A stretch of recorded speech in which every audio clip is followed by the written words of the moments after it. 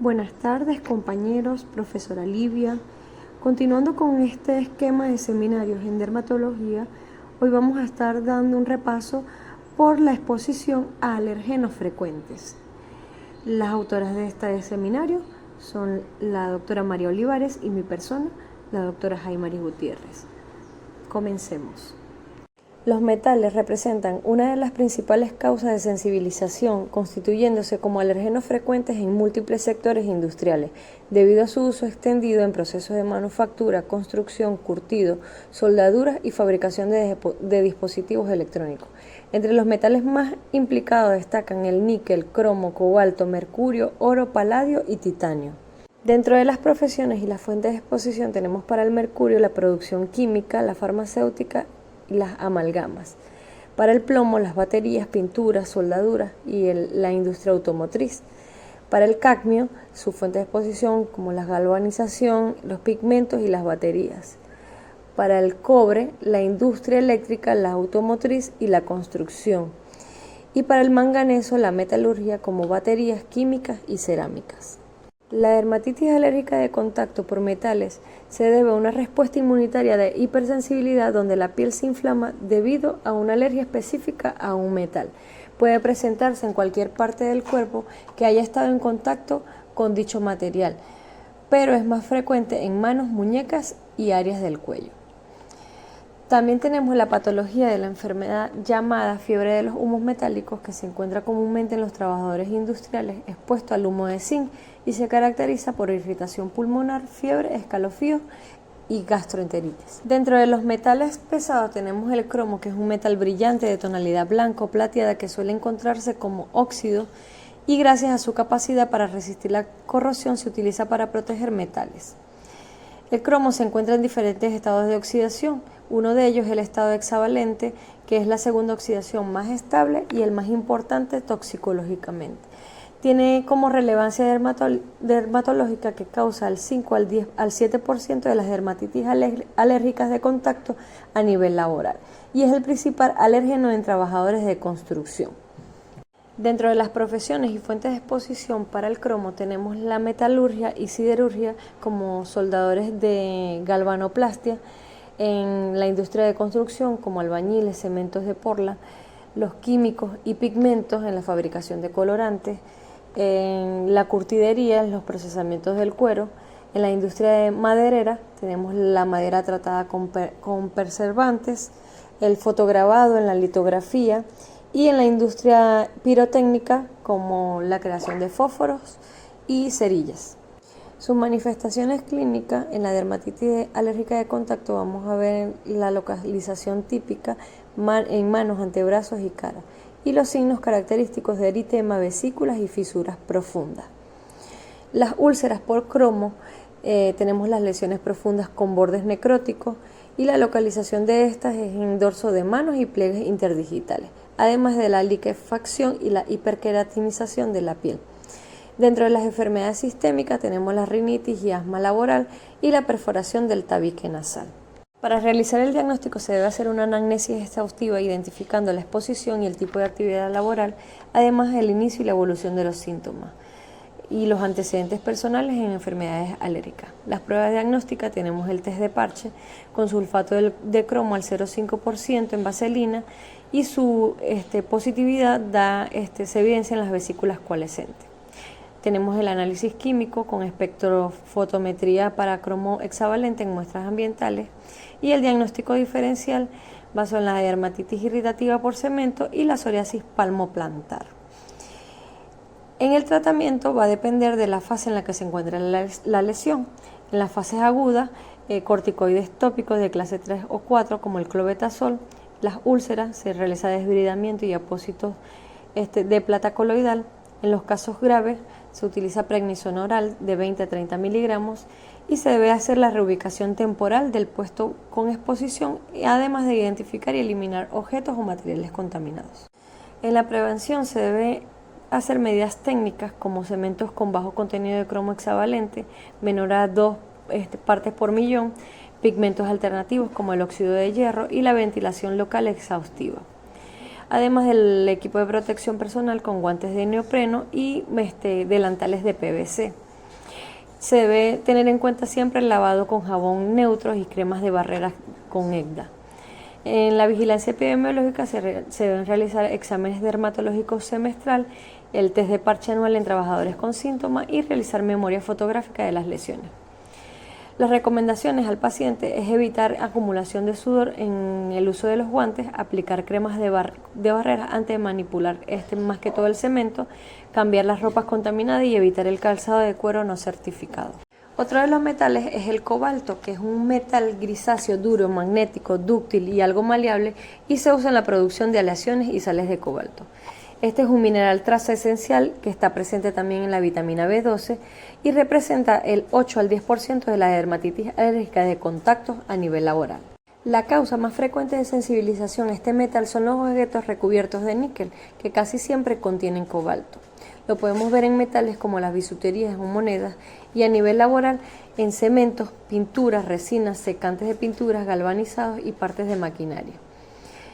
En el hogar lo podemos ver en los detergentes domésticos, en el papel y los pigmentos en tintes de cabellos y cosméticos, tintas invisibles, cerámica y cristal. Además, en prótesis metálicas dentales y articulares. Las manifestaciones clínicas por el contacto al cobalto se basa en la localización típica de la lesión en manos y antebrazos y párpados por transferencia manual en uso doméstico. La fase aguda se va a presentar como un eritema, vesículas y exudación. En la fase crónica tenemos la liquefacción y fisuras y otras manifestaciones como la neumonitis por hipersensibilidad en exposiciones inhalatorias y estomatitis en pacientes con prótesis dentales. El diagnóstico va a depender mucho del inicio y la evolución de los síntomas, dónde se localizan las lesiones y la cronología respecto a la exposición. Los antecedentes personales, la evaluación de las medidas de protección y la localización típica de las lesiones. Las pruebas diagnósticas como el test epicutáneo de sulfato de cobalto al 1% en vaselina y su positividad se va a evidenciar el edema y la vesícula. Tenemos los análisis químicos como la espectrometría para detectar cobalto en objetos y el diagnóstico diferencial, la dermatitis irritativa y la psoriasis palmoplantar. El tratamiento va a depender de la lesión y su fase. En la fase aguda vamos a colocar corticoides tópicos potentes como el clobetasol al 0,5% y antihistamínicos orales como la difenhidramina de 25 a 50 miligramos. En su fase crónica, los inhibidores de calcineurina al 1% y la terapia UV en casos refractarios. Se debe reubicar temporalmente a áreas sin exposición y sustitución por materiales alternativos. Es importante realizar la sustitución por pigmentos alternativos como el óxido de cerio, las cabinas cerradas para procesos de pulido, el equipo de protección personal con guantes de nitrilo y mascarillas FFP3 para polvos metálicos. La vigilancia médica, realizando exámenes semestrales en trabajadores expuestos, espirometría anual si hay riesgo inhalatorio. Las recomendaciones al paciente es que debe usar herramientas con recubrimientos plásticos, cambiar guantes inmediatamente si se rompen, evitar cosméticos con azul cobalto, optar por joyerías en titanio o acero quirúrgico y el control dermatológico cada 6 meses una vez expuesta a sensibilización. El níquel es un metal blanco, duro, dúctil y maleable usado ampliamente en aleaciones metálicas.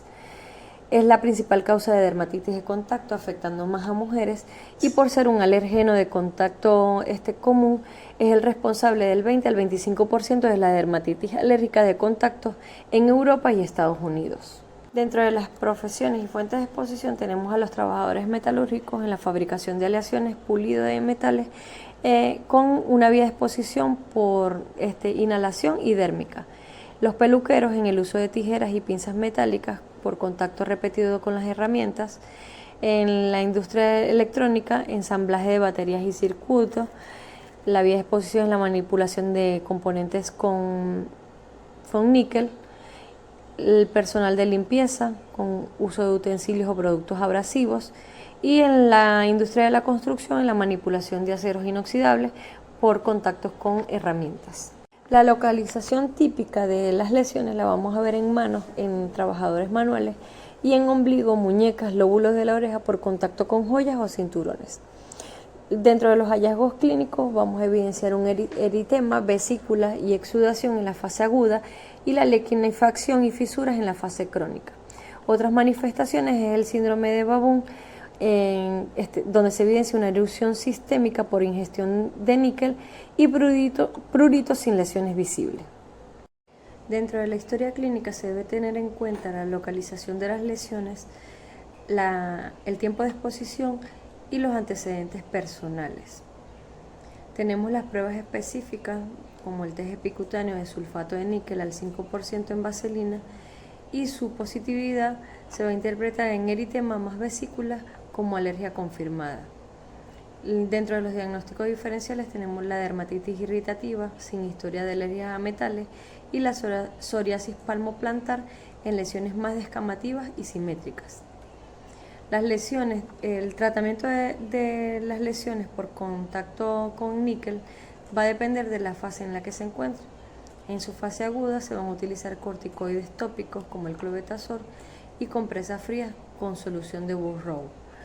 En la fase crónica, los inhibidores de calcineuria. En las medidas ocupacionales, el uso de guantes de nitrilo, las herramientas con recubrimiento de plástico y sustituir por aceros inoxidables, grado quirúrgico. Para la prevención se deben implementar barreras físicas, ventilación adecuada en áreas donde se genere polvo metálico, protección personal como guantes de nitrilo o neopreno, la capacitación para enseñar a los trabajadores a identificar objetos con níquel y técnicas de manipulación segura.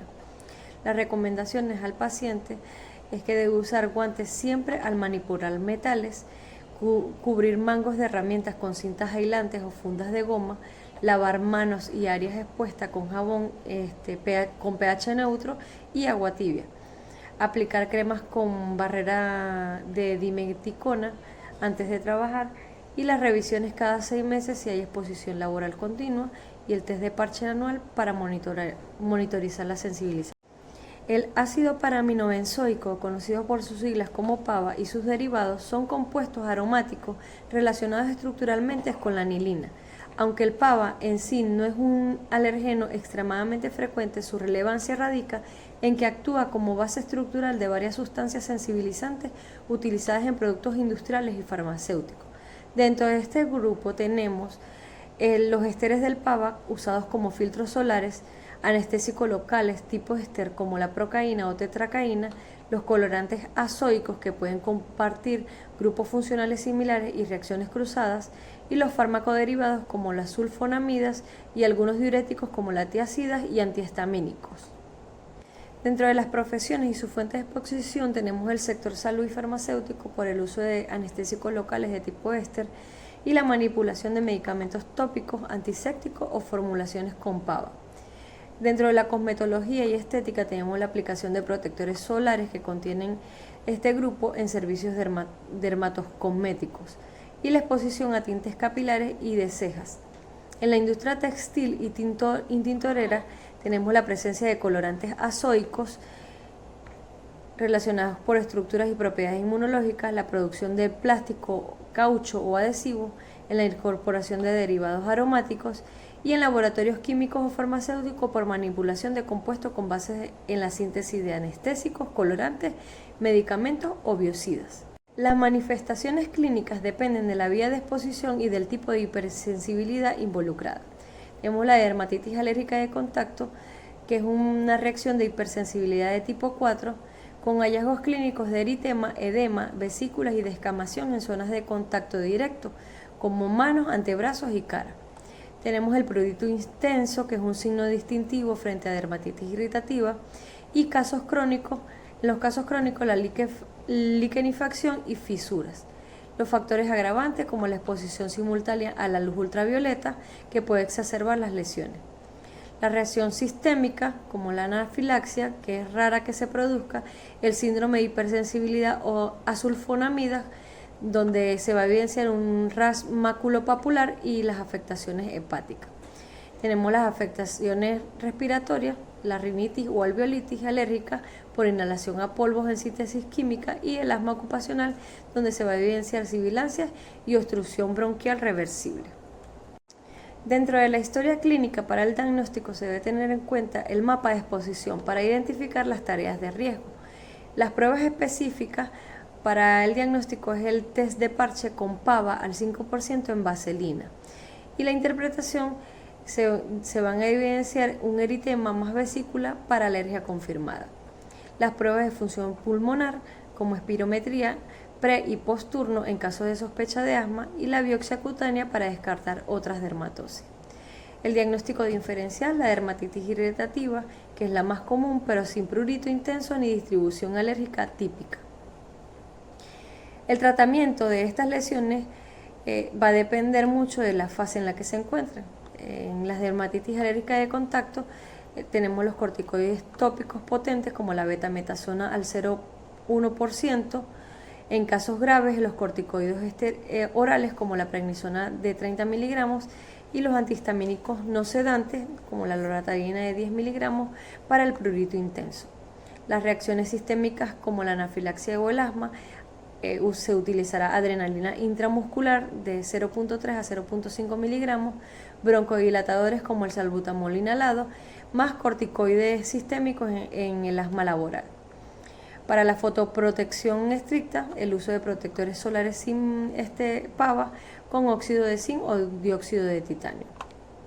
Dentro de la prevención se debe reemplazar el pava por alternativas como filtros solares de óxido de zinc, cabinas de ventilación, sistemas cerrados para manipulación de polvo, protección personal con guantes de nitrilo, mascarilla N95 y gafas de sellado en áreas de síntesis, en los exámenes dermatológicos trimestrales a trabajadores expuestos y la recomendación al paciente el uso estricto de su equipo de protección individual, la higiene post-exposición con lavado inmediato con jabón neutro tras contacto accidental y el control dermatológico o alergólogo cada 3 meses y reportar cualquier síntoma. El formaldehído es un gas incoloro de olor penetrante altamente reactivo, utilizado como conservante y desinfectante.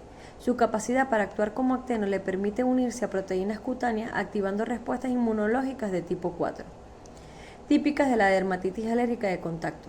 Está clasificado por la Agencia Internacional de Diagnóstico del Cáncer como carcinógeno del grupo 1 y potente sensibilizante cutáneo. Las profesiones expuestas es el sector salud y laboratorio por preservación de tejidos y cadáveres, uso de soluciones fijadoras de histopatología, en la industria textil por acabados antiarrugas, ropa tratada con resinas de formaldehído.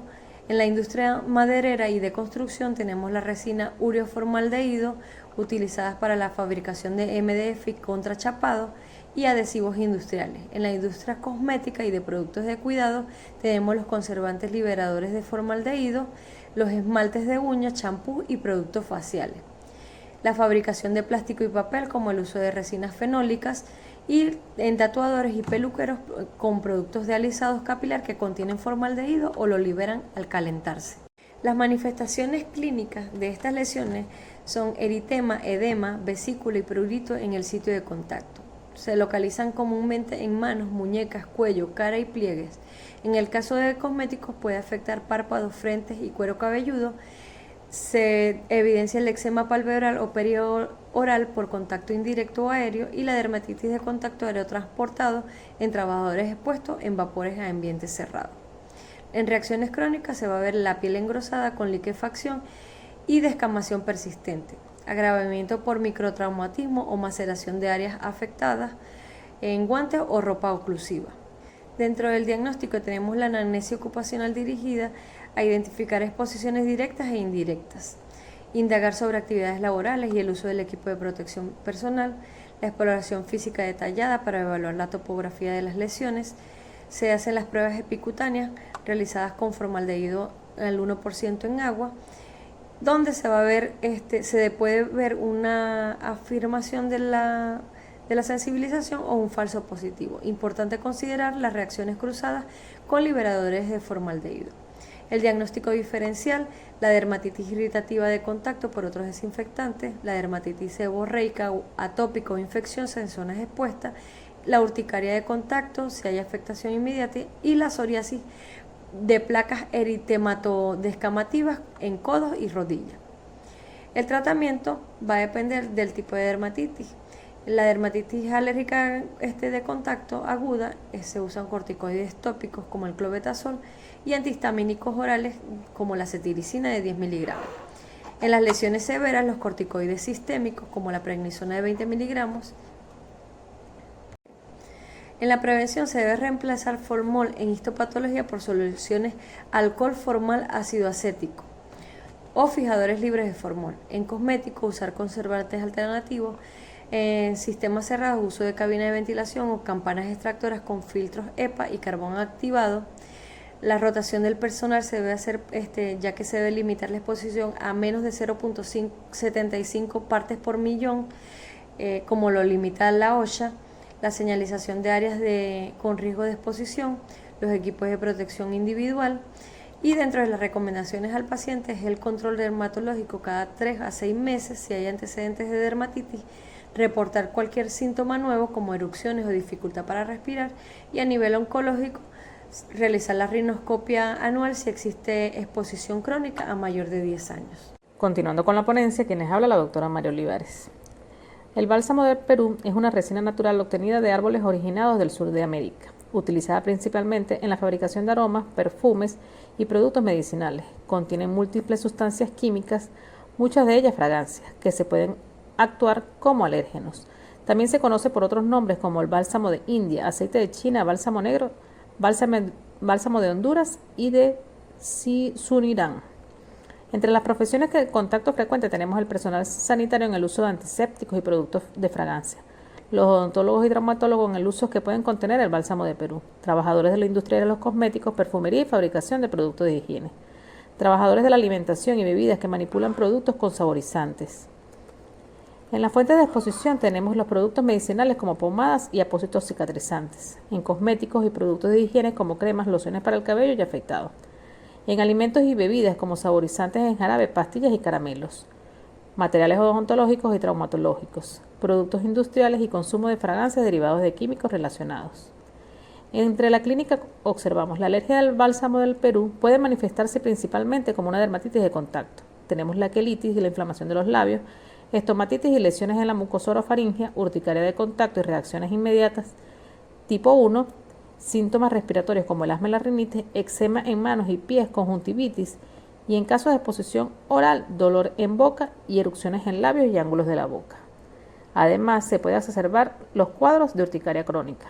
Para el diagnóstico tenemos la prueba de parche del bálsamo del Perú al 25% en petrolato, que pueden mostrar reacciones retardadas y en algunos casos reacciones inmediatas tipo 1 urticaria. Una historia clínica detallada para identificar la exposición a productos que contengan esta resina o otras sustancias relacionadas. Productos de alergia a fragancias, bálsamo de Perú está implicado en aproximadamente el 50% de los casos de fragancias, de alergias a fragancias. Prevención: evitar el contacto de productos que contengan el bálsamo del Perú y sus derivados. Leer cuidadosamente las etiquetas de productos cosméticos, alimentos y medicamentos. Utilizar guantes y protección adecuada en el trabajo y en el hogar. Informar a los médicos y farmacéuticos y empleadores sobre la alergia para evitar la exposición. Tratamiento y rehabilitación. Evitar la exposición al alérgeno. Tratamiento sintomático: corticosteroides tópicos para la dermatitis. En caso de reacciones inmediatas, antihistamínicos para el manejo de los síntomas respiratorios si están presentes. Educación al paciente para identificar y evitar las fuentes ocultas en el alérgeno.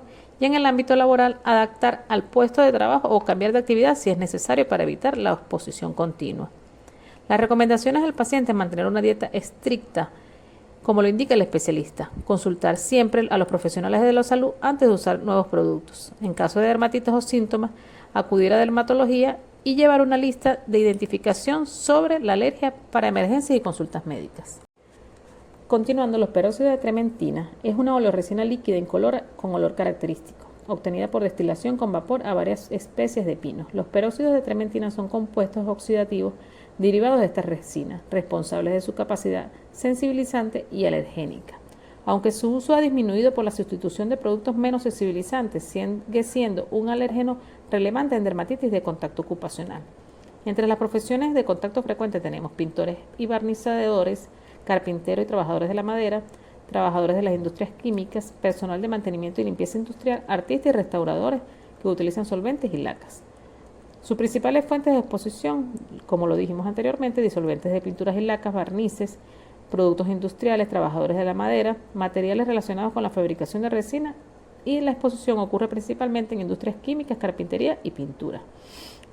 La clínica tenemos que la dermatitis de contacto por peróxidos de trementina se manifiesta como eczema alérgico con lesiones eritomodescamativas, vesículas, edema y prurito en áreas expuestas como manos, antebrazos, cara y cuello.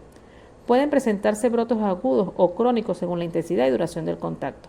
En casos severos se puede ver afectación respiratoria o sistémica por inhalación o absorción cutánea. Para el diagnóstico de la dermatitis de contacto por peróxidos de trementina, debemos detallar una historia clínica que incluye la exposición laboral y no laboral a estos derivados. Pruebas epicutáneas con parches con trementina y sus derivados para confirmar la alergia. Un examen físico cuidadoso para evaluar la distribución y severidad de las lesiones. En algunos casos, visitas al lugar de trabajo para identificar fuentes de exposición. Como prevención, debemos evitar el contacto con trementina y sus productos que la contengan, especialmente en el entorno laboral. El uso de protección personal adecuados como guantes, ropa protectora y ventilación local. Capacitación y educación sobre el manejo seguro y riesgos de la trementina. Sustitución por solventes menos sensibilizantes cuando sea posible. Tratamiento y rehabilitación. Evitar estrictamente la exposición al alérgico. Tratamiento tópico con corticosteroides para controlar la inflamación cutánea. En casos severos, corticosteroides sistémicos y antihistamínicos para el prurito. Emolientes para restaurar la barrera cutánea. Y en dermatitis crónicas, considerar terapias avanzadas como la fototerapia o inmunosupresores. Rehabilitación laboral con posible cambio del puesto y actividad si persiste la sensibilización.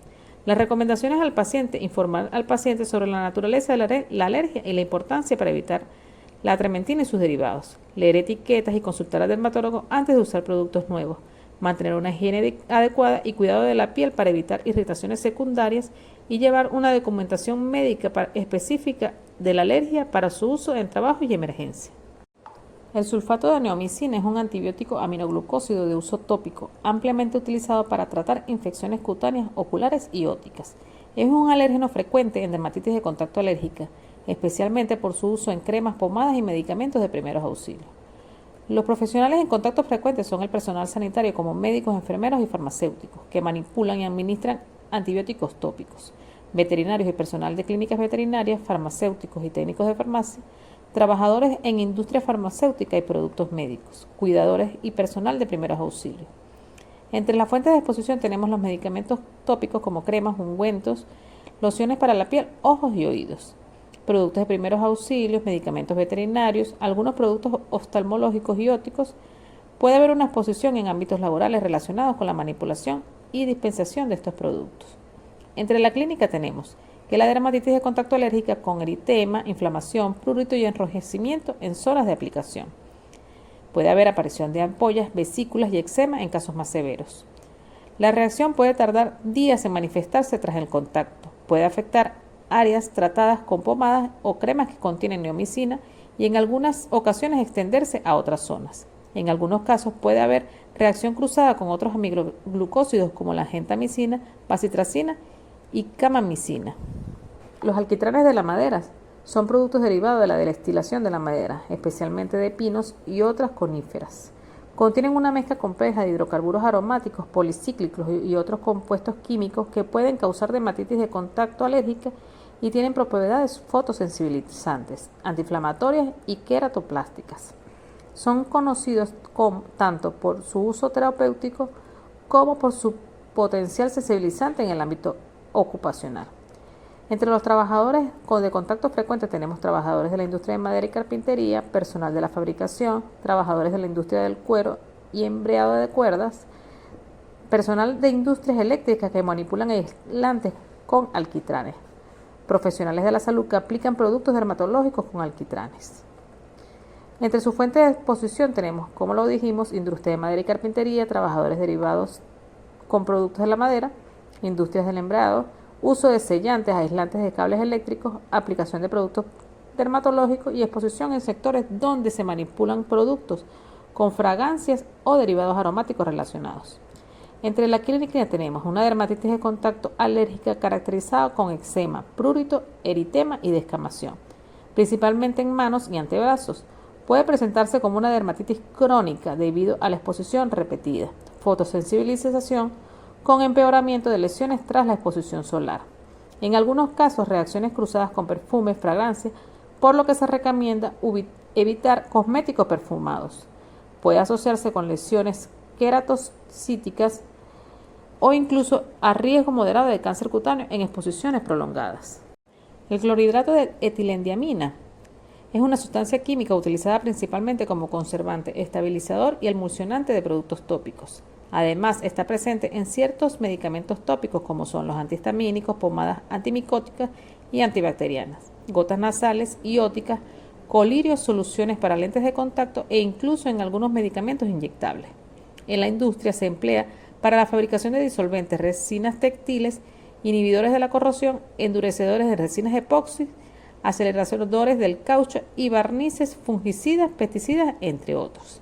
Entre los profesionales del contacto tenemos al personal sanitario, trabajadores de la industria química, personal de fabricación y manejo de resinas, trabajadores de las industrias textiles, personales expuestos a productos derivados de la misma. Entre las fuentes de exposición tenemos medicamentos tópicos y oftalmológicos, como lo dije anteriormente, pomadas, colirios, gotas nasales y óticas. Algunos antihistamínicos orales y medicamentos para el asma pueden contener etilendiamina o impurezas relacionadas. Productos industriales como disolventes, resinas, anticorrosivos, barnices, pesticidas, tintas de impresión y ceras sintéticas. Productos de uso cotidiano que contengan sus derivados o relacionados. Entre la clínica tenemos que se manifiesta principalmente como una dermatitis de contacto alérgica, con lesiones eczematosas, eritema, prurito e inflamación de las áreas de contacto con el alérgeno. Puede presentarse también como un marcador de la alergia a corticosteroides tópicos. En algunos casos puede haber reacciones sistémicas o agravamiento de dermatitis tras la administración de medicamentos que contienen esta sustancia o relacionados. Para la identificación y diagnóstica de estas tres expuestas anteriormente, tenemos que la detección temprana y precisa de estos alérgicos ocupacionales es vital para prevenir las dermatitis de contacto. Entre ellas tenemos las pruebas epicutáneas de parche con alquitraje de madera, clorhidrato de etilendiamina, sulfato de neomicina para confirmar la alergia. Una historia clínica detallada con énfasis en la exposición laboral y actividades relacionadas con la madera, el sulfato de neomicina, evaluación de la distribución de las lesiones y posible fotosensibilidad, evaluación cruzada de sustancias químicas relacionadas con las dichas anteriormente, identificación de sustancias en etiquetas, prospectos y hojas de datos de seguridad. En algunos casos, la valoración médico-legal para determinar la relación con la actividad laboral.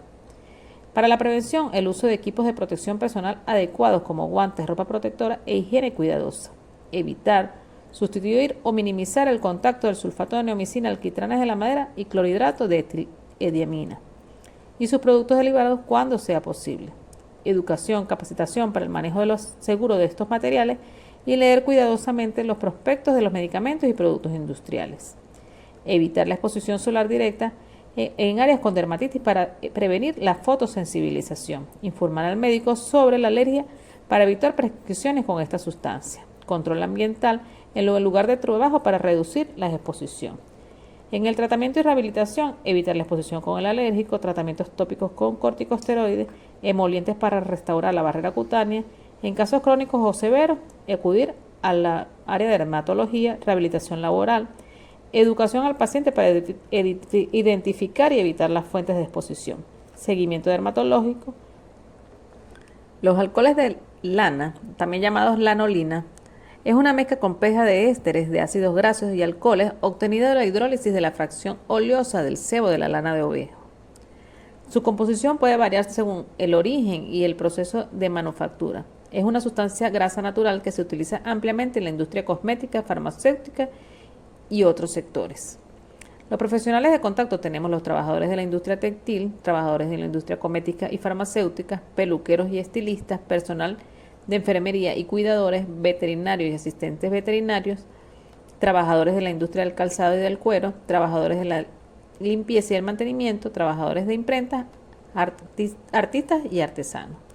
Entre sus fuentes de exposición tenemos que productos cosméticos y cuidado personal como cremas, removedores de maquillaje, se encuentra esta este producto. Productos farmacéuticos como medicamentos tópicos, productos veterinarios en ungüentos y cremas para animales. En la industria textil tenemos y papelería, automotriz, metalúrgica y otros como el papel carbón, recubrimiento de las botas de goma, lavavajillas, tintas de impresión, preservativos, cuero repelente al agua, aislantes para los cables y pulimento de muebles y limpieza de tapicerías. Entre las manifestaciones clínicas asociadas principalmente de la lana es la dermatitis de contacto alérgica. Aunque la nanolina tiene un bajo potencial alérgeno en general, puede sensibilizar a ciertas personas. Entre ellas tenemos una dermatitis de contacto por un picor intenso, eritema, edema, erupciones cutáneas que pueden aparecer como un sarpullido, ronchas o eczemas, quemaduras con una sensación de ardor en la zona afectada, lesiones eczematosas como piel seca, agrietada, escamosa con vesículas o ampollas en casos severos.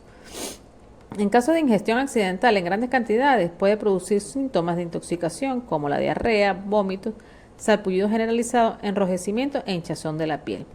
En casos extremos ocurre una obstrucción intestinal debido a la consistencia cerosa. Y en casos de reacciones alérgicas graves puede producir una anafilaxia que produce inflamación de los párpados, labios, boca, garganta y de una dificultad para respirar. Para el diagnóstico de la alergia de los alcoholes de la nana se basa en una historia clínica detallada, recopilando la información sobre los productos utilizados y aparición de síntomas y la relación con la exposición, un examen físico con la evaluación de las lesiones cutáneas, una prueba de parche, que es la prueba de referencia para diagnosticar la dermatitis de contacto alérgica. Se aplican cantidades de nanolina en parches sobre la piel de la espalda del paciente y se observan reacciones después de las 48 a 96 horas. Una reacción positiva confirma la sensibilización. La prevención de la dermatitis de contacto para evitar exposición a estas sustancias serían las lecturas de las etiquetas. Es fundamental revisar cuidadosamente la composición de los productos cosméticos, comunicación con el profesional de la salud, prueba de pequeña aérea. Antes de usar el nuevo producto, aplicarlo en una pequeña zona de la piel para observar si hay alguna reacción. Evitar productos sin composición clara. Uso de productos alternativos, optar por productos hipoalergénicos o formuladas específicamente para pieles sensibles y libres de nanolina. Educación del paciente, tratamiento y rehabilitación.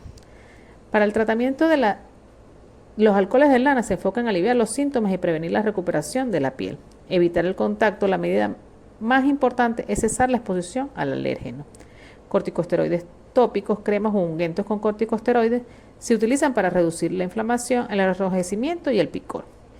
Antihistamínicos orales útiles para controlar el picor, especialmente si es muy intenso. Emolientes humectantes, una vez controlada la fase aguda, el uso continuo de cremas emolientes ayuda a restaurar la barrera cutánea. Antibióticos si hay infección secundaria. La intoxicación por ingestión. El tratamiento de soporte puede incluir un lavado gástrico, administración de carbón activado, manejo y deshidratación y desequilibrios electrolíticos, observación para detectar si hay signos de obstrucción intestinal. Las recomendaciones al trabajador se recomienda identificación del riesgo, lecturas de las fichas de seguridad, el uso de equipos de protección personal como guantes, ropa de protección, protección ocular, protección respiratoria y una higiene personal estricta. Lavarse las manos frecuentemente con agua y jabón, no comer, ni beber, ni fumar en áreas de trabajo donde se manipulen estas sustancias. Aplicar cremas de barrera u emolientes sin nanolina. Después del lavado, para reponer la grasa natural de la piel. Una ventilación adecuada en los lugares de trabajo para reducir la concentración en las sustancias de aire. Formación e información, capacitar a los trabajadores sobre los riesgos asociados y las medidas preventivas. Notificar de la alergia, informar a su empleador o al servicio médico de la empresa si se tiene una alergia conocida con nanolina. Para concluir, citamos la frase: una piel sana es una piel feliz. Muchas gracias por su atención.